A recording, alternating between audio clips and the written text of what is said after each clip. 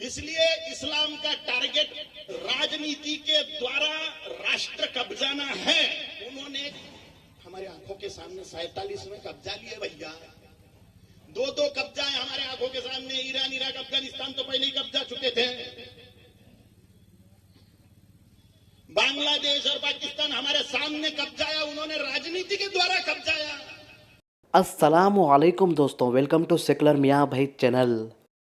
छत्तीसगढ़ में आखिर हो क्या रहा है? Mahatma Gandhi father of the nation को गलत सलत बोला जा रहा है और हमारे मुल्क में अचानक से गॉडसे की तारीफें शुरू हो चुकी है। इसका मतलब क्या है? पहले क्लिप देखिएगा। और महाहरामी वो मोहनदास करमचंद गांधी ने सत्यानाश पेल दिया। वो नाथुराम गोडसे जी को नमस्कार है, मार डाला वो हरामी को। देखो, ऑपरेशन करना बहुत जरूरी होता है। मुसलमानों की फुलफिल तैयारी है, आपकी तैयारी नहीं है। ये पुलिस वाले न होते तो अपना सत्यानाश हो चुका था। इसमें धर्मात्मा लोग हैं और महाराज जी हमारी साइड नहीं लेते। ये पुलिस वाले हमारी साइड नहीं लेते, हमको समझाते हैं कि तुम ज्यादा जुलूस मत निकालो, चिल्ला पुकारा मत करो, ये मत करो, वो मत करो, मुसलमान एरिया से भगवा रैली मत निकालो। ये पुलिस वाले हमको समझाते हैं। तो इसमें पुलिस वालों का कसूर लगता है क्या आप लोगों को? ना ना ना ना, पुलिस किसके गुलाम है? पुलिस के हाथ में हथकड़ियां है। पुलिस भी गुलाम है किसकी? प्रशासन की। प्रशासन किसका गुलाम है? शासन का। शासन किसका गुलाम है? नेता नगरी का। अब इसके ऊपर भी एफआईआर रजिस्टर की जाएगी, मगर कार्रवाई कुछ नहीं होगी। इसके अलावा भड़वानंद सरस्वती का भड़काऊ भाषण कंटिन्यू चल रहा है, क्योंकि इसे कोई रोक नहीं पा रहा है।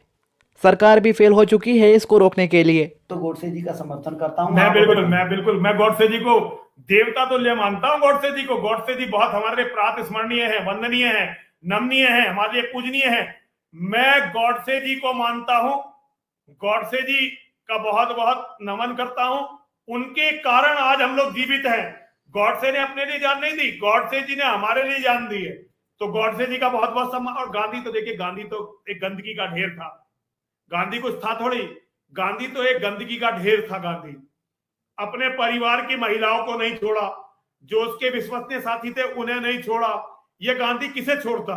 तो गांधी की चर्चा करना, और गांधी जैसा झूठा व्यक्ति इस धरती पर पैदा नहीं हुआ। गांधी और नेहरू की गद्दारी के कारण आज 100 करोड़ लोगों की हिंदू कम्युनिटी है, लेकिन हमारे पास अपना देश कहने के लिए 1 इंच जगह नहीं है, 1 इंच। और ये सत्यवादी हैं, ये राष्ट्रपिता बनने के लायक है। ये तो राष्ट्र का बुरा कपूत है, धर्म का गद्दार है, देश का गद्दार है, अपनी कौम का गद्दार है। ये तो छिपा हुआ कोई मुसलमान था जो हिंदू बन गया। और ये हमारा दुर्भाग्य है कि राजनीति आज भी इसके चरणों में नतमस्तक है।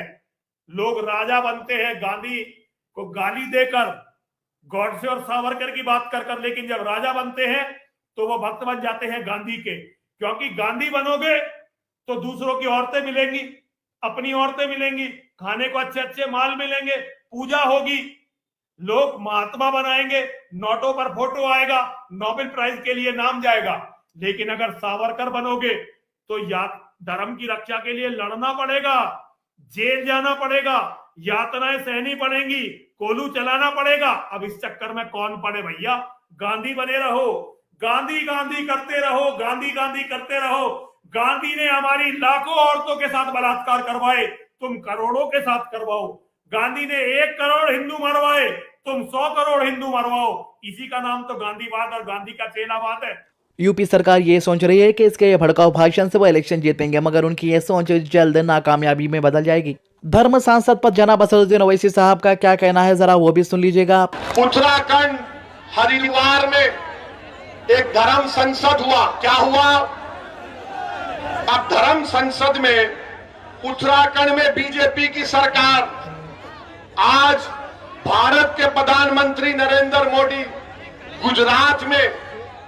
गुजरात में ईसाइयों के चर्च के में जाकर कहा कि भारत की अखंडता को बरकरार रखना है, भारत की यूनिटी को बरकरार रखना है। देश के प्रधानमंत्री ने कहा बड़ी अच्छी बात है, बड़ी अच्छी बात है। मगर हम देश के प्रधानमंत्री से पूछना चाह रहे हैं कि उत्तराखंड में आपकी सरकार है और उस सरकार में वहां पर एक धर्म संसद हुआ जिसमें उसका नाम क्या रखा गया, इस्लामिक भारत में सनातन का भविष्य, ये हुआ है। अच्छा, उसमें क्या कहा गया, उसमें चलिए मैं लफ्ज़ मुसलमान नहीं बोलूंगा क्योंकि योगी और मोदी और उनके चमचों को बड़ी आपत्ति होगी। मैं ये कहूंगा कि उन्होंने असदुद्दीन ओवैसी के बारे में ये कहा, एक महाशय ने कहा कि काश मैं एमपी होता तो मनमोहन सिंह को गोलियां मार देता।